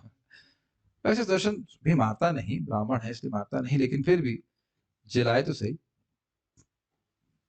इसमें तो बहुत व्याख्या हो सकती है, लेकिन देखिए हम ये कह नहीं रहे कि निंदा करो, लेकिन मान लीजिए बोलचाल की भाषा में निंदा हो भी जाए, लेकिन ऐसा नहीं करना चाहिए कि किसी व्यक्ति को डिस्ट्रॉय करने की भावना हो जाए, उसकी भक्ति खत्म हो जाए, भक्ति करने के लिए उसको बदनाम करना, उसको नष्ट करना, ये सब बहुत डेंजरस है। ये मैं आप लोग खाली शिक्षा दे रहा हूँ, ऐसा नहीं कि हम लोग करते हैं, मैं खास कल्पना भी नहीं करते होंगे। लेकिन एक और बात ध्यान रखिएगा, हम लोग कभी कभी गलती में बातें फैला देते हैं। भवती इति सुश्रुमः, किसी ने किसी भक्त के बारे में कुछ बोला और उसने वेरीफाई नहीं किया, और आप उसको दूसरों को बोलना चालू कर देते हैं। अच्छा देखो भाई, एक बात बता रहा हूँ, किसी बताना मत, हाँ। फिर दूसरा, देखो किसी बताना मत, और हम बार बात रिपीट करते रहते हैं, और हो सकता है उस भक्त ने कभी कुछ किया ही नहीं इस तरह से। ये इतनी बार हो चुका है मेरे संग कि मैं बोलता हूँ भक्त झूठ नहीं बोलते, लेकिन बहुत बार सच भी नहीं बोलते। इतनी बार, क्योंकि देखिए मनुष्य होने के नाते कुछ भ्रम हो जाना कोई बड़ी बात नहीं। और एक और बात होती है एट्रीब्यूशनल फॉल्ट, कोई फॉल्ट है नहीं लेकिन चिपका दिया उसके ऊपर फॉल्ट। एक छोटा सा एग्जाम्पल बता रहे थे चैतन्य चरण प्रभु अपने प्रवचन में, कह रहे थे वह प्रसाद हमके लिए कुछ सेवा रह गई होगी तो लेट आए, बैठे प्रसाद पा रहे थे, तो उनके बगल में भक्त बैठे हुए थे जो सर्वर को बार बार बोलते, अरे मिठाई नहीं लेके आए, मिठाई लेके आओ, मिठाई लेके आओ, मिठाई लेके आओ। तो प्रभु जी को थोड़ा विचित्र लगा, इतना क्यों बोल रहे हैं ये मिठाई मिठाई मिठाई। फिर जब वो मिठाई लेके आया, कहा प्रभु जी को मिठाई नहीं मिली, मिठाई इनको दे दीजिए। तो अब वो एक मन में आ सकता है ना कि हो सकता है ये बहुत लोलुप है मिठाई के लिए क्या, लेकिन वो तो आपके लिए बुला रहा है। खुद हम लोग कितनी बार सोच लेते हैं ये आदमी ये गलत कर रहा है, वो गलत कर रहा है, और उसका वर्णन भी शुरू कर देते हैं। वैष्णव समाज में रह रहे तो और किसका एनालिसिस करेंगे, वैष्णव का ही तो करेंगे। इन सब का हमारे चित्त पे नुकसान बहुत बड़ा पड़ सकता है। एक उदाहरण से समझ लीजिए, सची माता के बड़े बेटे का नाम क्या, विश्वरूप। विश्वरूप जी बारंबार अद्वैताचार्य जी के घर में जाते, वहाँ भगवान के बारे में श्रवण कीर्तन करते, तो सहज रूप से वैराग्य था। वैसे तो भगवान के अवतार हैं ही वो। तो वो घर छोड़ के संन्यास ले लिए। तो तब सची माता एकदम आवेश में बोली कि ये अद्वैत नहीं है, ये द्वैत है, ये धोखा देते हैं, क्योंकि मेरे बेटे को संन्यास दिलवा दिया ऐसे करके। तो इसकी वजह से महाप्रभु जब सबको कृष्ण प्रेम दे रहे थे, कह रहे मैं अपनी माँ को कृष्ण प्रेम नहीं दूंगा। तो सभी भक्त एकदम दुखी हो गए। उनको, अरे वो तो जगत की माता है, आपकी माता है, अगर उनको प्रेम क्यों नहीं देंगे? उन्होंने कहा कि अद्वैत के प्रति उन्हें अपराध किया है। तो फिर कहते हैं ऐसे कैसे मार्जन होगा इत्यादि। तो फिर माता सची आती हैं, ने कहा कि आप उनके चरणों की धूल लीजिए। तो अद्वैत कहते हैं मेरी चरणों की धूल, माता से अपराध कैसे हो सकता है, कैसे हो सकता है, करके बेहोश हो गए वो। इतना अद्भुत है। माता से अपराध मेरे प्रति कैसे हो सकता है? बेहोश हो गए वो। बेहोश हो गए तो माता सची ने उनके चरणों की धूल ले ली। तो फिर आपने कहा अपराध से क्षमा कर दिया। तो देखिए सची माता का कोई अपराध नहीं था, लेकिन महाप्रभु से वैष्णव अपराध के व्यापकता को बता रहे कि कितना व्यापक है। हम कुछ बोल देते हैं और इस प्रकार से सोचते कुछ होता नहीं है। बस एक मैं तो अपने भी घटित करता हूँ कि जिसके बारे में कुछ बोल रहे हैं वो बगल में होता तो कैसा लगता, उसको बस समझ लीजिए कि अपराध है कि नहीं है। वो तो फालतू आदमी है, बोल देते कि नहीं। वैष्णव के लिए भी हम बोल देते हैं और सामने होता तो चलिए यहाँ तो चलो फिर भी कोई माफी है, कुछ कम नुकसान होगा। लेकिन अगर योजना बना के सहसा निंदा हो जाए अलग बात है, लेकिन योजना बना के भी करे तो फिर ये देखिए, इस बात को थोड़ा मैच्योर रहिए। हो सकता है कि आपकी किसी भक्त से ना बने और नहीं बनेगी भी। प्रभु जी हम तो उत्तम अधिकारी हैं, सभी के हृदय में कृष्ण देखते हैं ना। हो सकता है आप मित्रता करना चाहे, उसकी चित्त ऐसा है कि वो आपको पसंद नहीं करे, तो you can keep some distance. ठीक है, उसे आप हृदय नहीं खोल सकते, इसका अर्थ ये नहीं कि उसके प्रति द्वेष भाव रखें। बहुत कठिनाई होती है।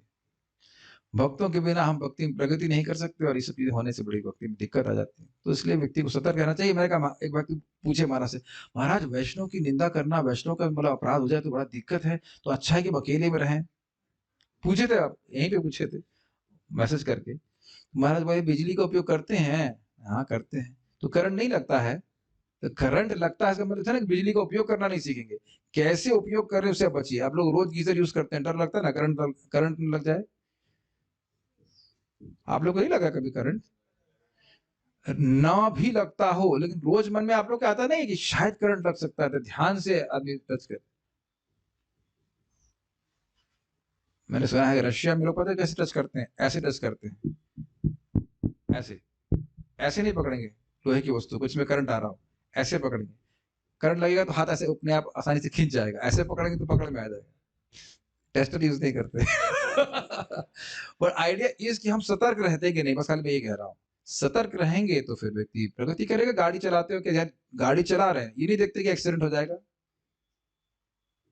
नहीं देखते ऐसा। तो सतर्क रहता है तो एक्सीडेंट नहीं होता है, ये बात है। इसका सूत्र यहाँ पे ये है कि अनावश्यक बोलने से निंदा जरूर होती है। ये आप देख लीजिएगा, कभी देखिएगा कि किसी भक्त की निंदा हुई ना, तो हम अनथिंकिंग मोड में रहते हैं, हम सोच ही नहीं रहते हैं कि क्या बोल रहे हैं। निंदा मेरे से तो मुझे ऐसा कभी नहीं हुआ है, आई हैव नेवर। निंदा किस स्पेलिंग ही मुझे पता नहीं है।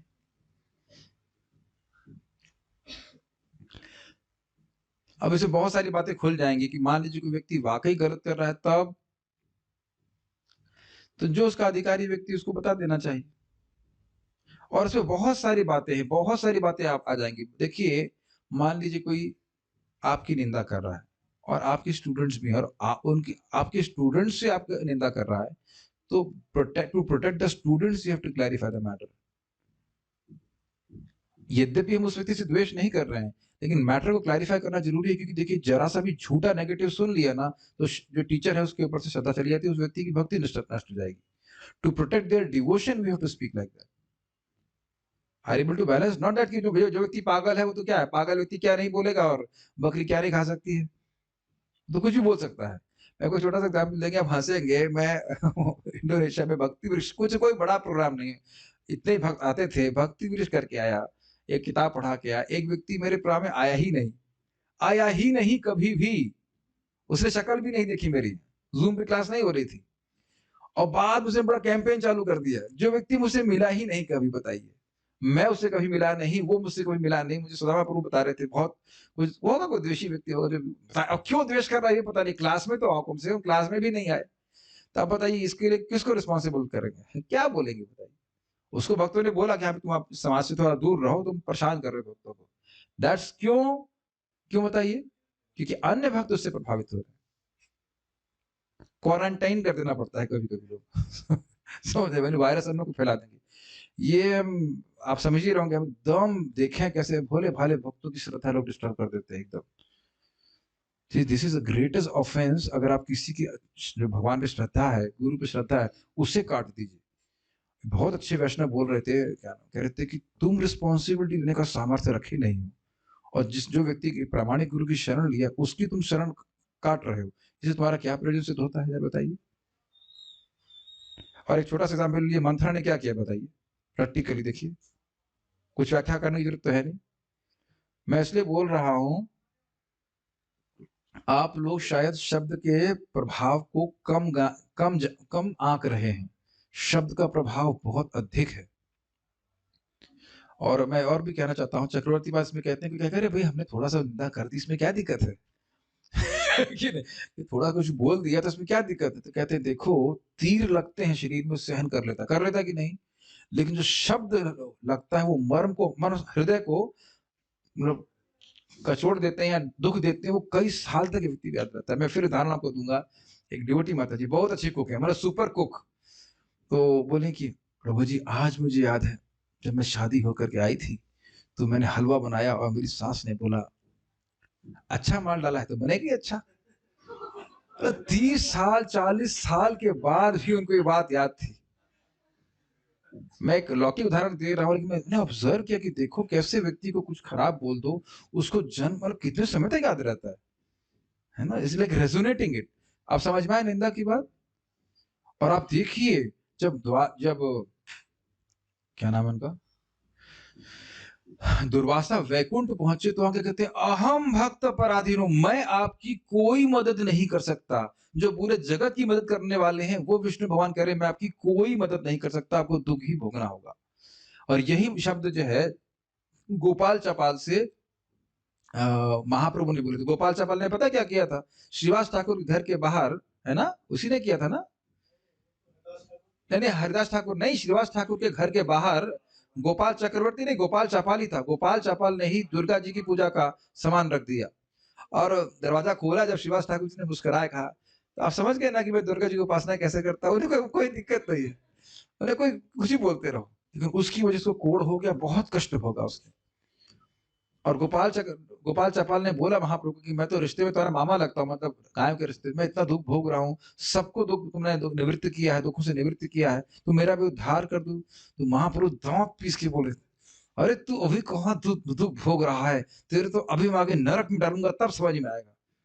ऐसे करके तब भी समझ में नहीं आया। महाप्रभु बताए नहीं उसको कि तुमने क्या किया है, वो दुख ही भोगता रहा। फिर जब महापुरुष संन्यास लेकर के लौट करके आते तो फिर वो वही कोढ़ से पीड़ित रहता है, फिर महाप्रभु की शरण में जाता है, कहते हैं हमारा उद्धार कीजिए। कहते तुमने श्रीवास का अपराध किया, श्रीवास के चरणों में तुम माफी मांगोगे तब तुम्हारा अपराध का मार्जन होगा। तो we have to see both qualities are there. Krishna बहुत कृपालु हैं, लेकिन वैष्णव का अपराध हमें नहीं करना चाहिए। इसीलिए हम देखो महाप्रभु स्वयं बोल रहे हैं, तो कृपालु हैं, नाम दान दे रहे हैं, सब कुछ कर रहे हैं, लेकिन इन सब बातों का हम अगर बचेंगे तो बहुत प्रगति कर सकते हैं, तीव्रता से प्रगति कर सकते हैं। ठीक है, ये तो बहुत बड़ा विषय है, लेकिन थोड़ा थोड़ा बातें मैंने बोली। ग्राम्य वार्ता ना सुनी, बस समझ गए क्या क्या बातें प्रभात ने बोली। स्त्री संबंधित बातें, स्त्री मतलब कि स्त्री पुरुष वाली बातें, ठीक है। और क्या, न्यूज पेपर दैनिक सुक्तिकरण, जागरण तो किसी का हुआ नहीं उसको पढ़ करके, है कि नहीं? अब बताइए जो भक्त है, इसीलिए तो हम प्रभुपाद जी ग्रंथ नहीं पढ़ना चाहते। और न्यूज़पेपर में है क्या? आहार, निद्रा, भय, मैथुन, इसके अलावा तो कुछ है नहीं। यही सब चर्चा चलती रहती है। और आप देखेंगे कि दुनिया भर का कचरा, और हम उसको कान के द्वारा और आंख के द्वारा सब अपने हृदय में डालते हैं। उसके बाद मंथन भी होता है। भागवत का मनन नहीं होगा, लेकिन अखबार पढ़ेंगे, देखिए सब आज क्या न्यूज आई है, सब ये ऐसा हुआ, ऐसा हुआ। ये मैं व्यक्तिगत देखा, जब बीच में कोरोना चल रहा था, तो हम भक्त लोग भी, ब्रह्मचारी लोग भी, कुछ एक आध लोग कोरोना हो गया था, आपस में चर्चा हो रही थी, ये हो रहा है, वो रहा है। इतना भय हो जाता है हृदय में, देखिए ना आगे ना कोई पीछे, क्या डरना क्या, मर गए तो मर गए, क्या दिक्कत है बताइए? आपने महसूस किया इस तरह की डिस्कशन आप लोगों ने भी किए होंगे ना, कितने भय से व्याप्त हो जाता है और अभी खत्म हो गया ना कोरोना।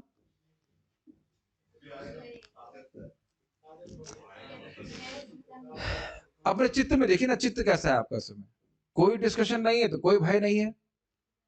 और अभी डेंगू भी हो रहा है, मैं बोलना नहीं चाह रहा हूँ लेकिन डेंगू हो रहा है और डिस्कशन करने से नहीं होगा था ना, कहेगा मेरा गुणगान कर रहा है तो कृपा कर दें। ऐसा तो कुछ होता नहीं है। जो होना है, मरना है, जीना है, कुछ है, आप कृष्ण कथा में ऐसा लग रही खुश रहेंगे क्या। अच्छा एक और बात देखिए, ग्राम्य वार्ता के 3 प्रभाव दिखते हैं, शोक, मोह, भय।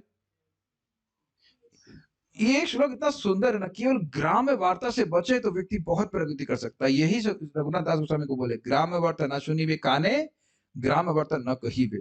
न सुनेंगे न कहेंगे, तो सुनेंगे तब तो कहेंगे। कभी आपने देखा ऐसा होता है, कुछ सुन लिया आपने और फिर एक अर्ज आती है उसे बोलने के लिए। Every word is practical. कभी आपने देखा है ऐसा, कुछ आपने बात सुन ली है, अब उसको बोलने की इच्छा होने लगती है। जब अच्छा वो बात नहीं सुनी होती तो उस बात को बोलने की इच्छा कभी आती, सोचिए प्रैक्टिकल है कि नहीं। तो अब देख लीजिए कि सुनना कितना महत्वपूर्ण है, कितना बड़ा विज्ञान है ना। जो आपने कभी सुना नहीं है वो बोल कैसे सकते हैं बताइए। और आप प्रैक्टिकल अब देखते होंगे कि मेरे प्रवचनों में क्या यही चलता रहता है, मैंने वहां वो सुना, मैंने वहां वो सुना। तो जो भगवान के बारे में सुना है वही बात बार बार बार आती है, और जितनी बार आएगी उसको फिर बोलने का फिर और मन करता है। और इससे क्या होता है, एटलीस्ट कुछ क्षणों के लिए शोक, मोह, भयापह, कुछ क्षण के लिए तो कम से कम व्यक्ति इस मोह से, शोक से बाहर निकलता है कि नहीं। मेरी माता जी बोल रही थी, कोई कथा सुनी, मैं सोचने लगी तुम कौन हो, मैं कौन हूँ। उसके बाद फिर प्रसादम सर्विंग। कोई दिक्कत नहीं, कुछ क्षण के लिए तो सोची ना कि ये लड़का कौन है, मैं उसको लड़का मान रही हूँ, मैं माँ मान रही हूँ। कुछ क्षण के लिए तो कम से कम अपने विवेक को धारण करता है कि नहीं। अब मैं किसका बेटा हूँ बताइए, कृष्ण के हम सब अंश हैं। एक रिलेटिव वे में बोल देते हैं इसके बेटे उसके बेटे हैं, लेकिन हमारा तो कोई जन्म है नहीं इस प्रकार से। अब लास्ट बहुत अच्छा है, प्राणी मात्रे। प्राणी का मतलब इंसान नहीं है। देख रहे हैं कितना व्यापक स्तर है अपराध इत्यादि का। क्या ये महाप्रभु की इच्छा है कि नहीं इस तरह से हम कार्य करें। बहुत अच्छा बात है। प्राणी मात्रे मनोवाक्य उद्वेग नदीबा। प्राणी मात्र का अर्थ क्या हुआ, बाप रे, ये उसको अप्लाई करके देखिए कितना कठिन है ये श्लोक। चींटी है, मकड़ी है, अन्य चीजें हैं। अब स्वाभाविक सी बात है, झाड़ू मारेंगे तो कुछ तो चींटियां मर जाती हैं, उसका तो हम कुछ नहीं कर सकते हैं, कुछ तो हिंसा हो जाती है, लेकिन मन से भी उद्वेग न देना। बंदर आपका चश्मा छीन ले तब,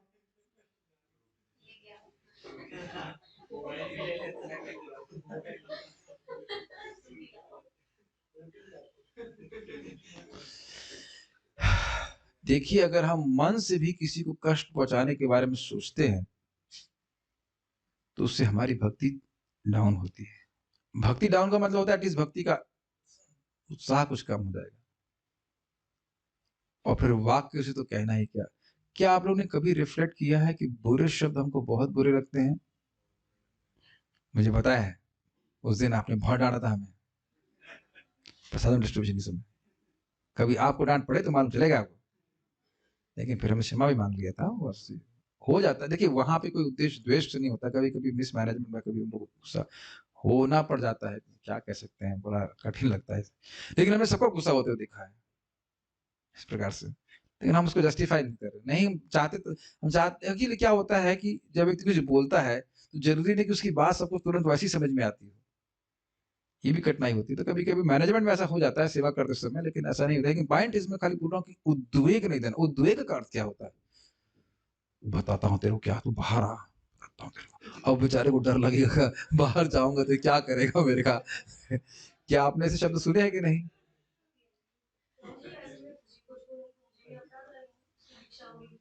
देखिए दीक्षा हो या ना हो, प्राणी मात्र। अब आप देखिए, आप माँ हैं, आपकी बेटी है, आप कहो कि सुबह उठो मंगल आरती के लिए, उसके लिए डांट लगाना क्या ये उद्वेग देना है। ये उद्वेग देना नहीं है होता है। शिक्षा देने के लिए, सिखाने के लिए कुछ कभी कभी डांटना भी पड़ता है। क्यों तुम टाइम से नहीं जब कर रहे हो? हम तो रोज यही काम करते हैं। Is it not? सो क्यों रहे हो जब में? ये उद्वेग नहीं है, लेकिन भय देना, क्या आप देखते हैं? या फिर ऐसी बात बोलना जो हृदय को कष्ट पहुंचे। आप भी सुन लो। ये भी एक अच्छी लीला है, जो करने वाला है वो दूसरा सुने। जो करना है या नहीं करना है वो दूसरा सुने, हमें नहीं सुनना है। सुना ऐसा लग रहा है ये एकदम पवित्र हो गई, इन्हें कुछ बोलना ही नहीं। अच्छा, शुद्ध भक्त है, स्टार्टिंग ही प्रेम भक्ति से करी उन्हें। उसका क्या प्रेम स्नेह अनुराग और राग अनुराग उस पर जाएगा। कहाँ सारी अनर्थ निवृत्ति थोड़ी ना रहेगी। कितना सुंदर डेमोन्स्ट्रेशन सुन लिया। तीन उंगली अपनी तरफ जा रही हूँ, दिख नहीं रहा है माँ देखो। एक और बात आप समझ लीजिए, यथासंभव हमें दूसरों से सेवा भी नहीं लेनी चाहिए, जितना संभव हो। मतलब मेरी बात थोड़ा समझने का प्रयास कीजिए। अपेक्षा नहीं करते रहना चाहिए कि भाई हमारा वो ये भी करेगा, वो करेगा। आपको उसकी आदत लग जाएगी, बड़ी दुखी होंगे आप, बहुत दुखी होंगे। मैं फिर से रिपीट कर रहा हूँ, अगर आदत बन गई ना, तो उसके कारण उद्वेग देंगे कि तुमने ये नहीं किया, तुमने वो नहीं किया। लेकिन हम प्रैक्टिकल लेवल में बोले, हम लोगों को कम से कम कर्मियों की तरह बात नहीं करनी चाहिए। प्रभुपाद जी बड़ा सुंदर कहते हैं, प्रभु मतलब ये मेरे स्वामी हैं, माता जी मतलब श्रद्धेय है। Do we really mean it? भाई ऐसा नहीं कि हर कौन व्यक्ति यहाँ उम्मीद कर रहा है कि चरण दबाया जाए, जरा बताइए। लेकिन क्या हम मीठे शब्द भी नहीं बोल सकते? मैं इस पर जरूर बहुत कुछ कहना चाह रहा हूँ, लेकिन I will get just finish in 10 minutes. बहुत इंपॉर्टेंट बात है। महाराज कह रहे थे कि देखिए हर जीव ऐसे ही जल रहा है कि नहीं, तीनों तापों से। अब उसको बुरा शब्द बोल करके और जलाना क्या अच्छी बात है? कोई जल रहा है उसके ऊपर नमक छिड़क दें। और ये बताइए कि बुरा बोलने में और अच्छा बोलने में कोई पैसा लगता है, लेकिन अंतर बहुत आ जाता है कि नहीं? कभी कभी प्रचार में हमको सत्य बोलना पड़ता है। क्या आप समझ नहीं रहे हैं कि वृद्धावस्था और मृत्यु का कष्ट है, ये उद्वेग देना नहीं कहलाता है? नायम देहो देह भाजाम निर्लोके कष्टान कामान अर्हते विडभुजाम इत्यादि इत्यादि। स्वयं भगवान कठिन मतलब शब्द बोल रहे हैं, वह तो सर्जरी होती है। लेकिन द्वेष भाव से तो नहीं बोला जा रहा है। आपके हृदय में क्या इंटेंशन है उसका बड़ा प्रभाव होता है। आपके हृदय में इच्छा कि ये व्यर्थ में अपना समय बर्बाद कर रहे हैं, भगवान की भक्ति में नियोजित हो, तो वो समझ लेगा उस बात को। लेकिन द्वेष में व्यक्ति बोलता है ना, उसका बड़ा प्रभाव होता है। किसी की भक्ति के उत्साह को कम कर देना, ये सब बहुत नुकसान बात है। और स्पेशली झूठ बोलना, ये बहुत गलत बात है। आपको पता है कि ये काम नहीं किया है और फिर भी प्रचार करना, ये तो बहुत ही बड़ा अपराध है। Does it make sense? देखिए आप ऐसा करते नहीं है, मैं खाली बोल रहा हूँ कि भूल के भी कभी मत करना। मैं एक छोटी सी बात बताऊंगा, बड़ी इंटरेस्टिंग है। एक भक्त, हम बहुत पहले की बात है, तो वो एक भक्त कहीं और रहते थे, तो उस भक्त ने मेरे को एक हेट मैसेज लिखा। हेट मैसेज समझ लेता है, उल्टा सीधा ये वो। तो उसको टाइप करना नहीं आता था, दूसरे से टाइप करवाया। तो दूसरा जब टाइप कर रहा था तो उसको पता नहीं था कि मेरे पास आ रहा है। बाद में क्षमा मांगने लगा, प्रभु जी क्षमा कर दीजिए, मुझे पता नहीं था कि आपके लिए लिखा गया। हमने कहा अरे भाई, मेरे दिन मानो ना भी लिखा रहता तो क्या तुम्हें किसी के लिए भी हेट मैसेज लिखना चाहिए? मैं इसलिए बोल रहा हूँ, कभी कभी हमारी ये धारणा हो जाती है कि नए डिवोटी तो कोई बात नहीं है। जैसे अभी बोला गया कि इनकी दीक्षा हो गई, अब मुझे अपराध नहीं करना चाहिए। पहले करना चाहिए था क्या? पहले अलाउड था? यहाँ लिखा है कि दीक्षा जिनकी दीक्षित मात्रे मनोदक नहीं, जो दीक्षा है। लेकिन देखिए बैलेंस करने का प्रयास कीजिए। यदि माता है और पिता है और बच्चा गलत रास्ते पे जा रहा है और आप उसको शिक्षा नहीं दे रहे हैं, तो आप अपने कर्तव्य का पालन नहीं कर रहे। ये नहीं कि आप उसको उद्वेग नहीं देना, कितने क्यूट लग रही सोते हुए बच्चे ना, ये चीज गलत है। हम तो रोज ही उद्वेग देते हैं। उद्वेग क्या मतलब? आज मैं ही जैसे मैं रात में देर में सोता तो 4 बजे किसी ने दरवाजा खटखटा दिया, हम भी यही काम करते। और भक्त लोग खुश होते हैं कि नहीं, हाँ प्रोजेक्ट उठा दिया, अच्छा किया, मंगल आरती जा पाए। Does it make sense? आपने प्रभुपाद जी को डांटते हुए नहीं देखा? कितना प्रभुपाद जी डांटे, खूब डांटते थे। तो लेकिन एक बहुत इंपॉर्टेंट बात बस ये है कि जो मैं तो प्रैक्टिकली इसे देखता हूँ, भाई जो लोग सुनना नहीं चाहते उनको हम ग्रहण ही नहीं करते। क्यों माथा मारे उनको, बताइए। जो वाकई देखो सुनने वाला व्यक्ति है ना, उसको प्रेम से कुछ बोल दीजिए, वो बात समझ आता है। गलती करेगा, हो सकता है फिर भूल जाए, फिर भी उतना समझदार होता है कि समझने से वो समझा लेता है। चीखने की जरूरत नहीं पड़ती। तो जिन पे मुझे चीखना पड़ जाए, व्यक्तिगत रूप से मैं बोल रहा हूँ, मतलब आप दूर चले जाइए मेरे से। आप मैं शुद्ध भक्त नहीं हूँ, मैं आपको संरक्षण नहीं दे सकता, ना शिक्षा दे सकता हूँ और ना मैं आपके प्रति अपराध करना चाहता हूँ। क्या नाम जप तो आप कर रहे हो, तो मैं अपराध क्यों इकट्ठे कर लूँ? आप क्यों नहीं किसी और की शरण में चले जाते जहाँ पे आपको आपको आप आपके हिसाब से अच्छा मिल जाए, कुछ मिल। हमारी तो ऐसी व्यवस्था है। मेक सेंस, एटलीस्ट मेरे लिए तो इट मेक सेंस। मैं क्यों फालतू में, भाई जो समझदार व्यक्ति है उसको एक बार बोल देने से, 2 बार बोल देने से सीख जाता है, उसे सिखाना चाहिए। अब डांटने से मेरा मन खिन्न हो जाता है, तो क्यों उद्वेग दें? तो ये तो वैष्णव के संबंध में है, बल्कि यहाँ तो बात आ रही है प्राणी मात्र को असर देना। तो आपको रिफ्लेक्ट करना चाहिए इन महाप्रभु की शिक्षाओं को और आज से इसको पालन कर देना शुरू करना चाहिए। कोई ऐसा फिक्स डेट तो नहीं देख रहे न्यू ईयर आएगा तब शुरू करेंगे, तब तक अपराध ना। आज से प्रयास करना चाहिए। फिर से हम ना पारायण कर लेते हैं इन 2 का, ताकि याद रहे कि हमने सीखा कि बहुत अच्छा है। 2 ही श्लोक बहुत अच्छे हैं। हानि लाभे सम शोकादिर्वशनः इव अन्य देव अन्य शास्त्र निंदना करीव विष्णु वैष्णव निंदा ग्राम्य वार्ता ना शुनीव प्राणी मात्रे मनोवाक्य उद्वेगना दीवा। एक और बात कहना चाहूंगा, एक भक्त पूछ रहे थे आज से, प्रभु जी 5 दिन कौन सा व्रत करें? हमने कहा ऐसा कीजिए, 5 दिन आप निंदा मत कीजिए किसी की। आपको 5 दिन घंटा भर मुश्किल हो जाता है, कुछ ना क्यों बोले निंदादि शून्य हृदय इप्सतलभ संकल्प। और ऐसा नहीं कि वो ही बोल रहा हूँ, मैं अपने भी बोल रहा हूँ कि इससे वर्जित कर लें तो भक्ति में बहुत ही प्रगति होगी। तो बहुत बातें बोलने का मन कर रहा है। एक आप ही बताइए, क्या भक्तों की सराहना करके ही आपकी भक्ति में एंट्री हुई थी कि नहीं?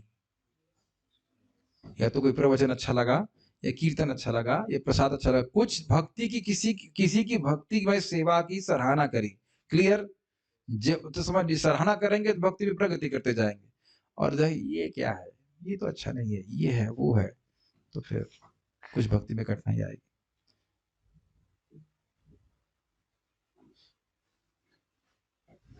बहुत अच्छा है। तो आज इन श्लोकों पे थोड़ा मनन करेंगे और हम अप्लाई भी करेंगे कि किस प्रकार से हम अपने जीवन में अप्लाई कर सकें। And it will help us to advance in Krishna consciousness. Many things we learned today. So shall stop here. Shri Chaitanya Charitamrita की जय, श्री प्रभुपाद की जय, निताई गौर प्रेमानंद। एक बात बोल गया, एक बात बोलना भूल गया। और अगर हृदय में ये चाहे कि भक्तों को सुखी करें,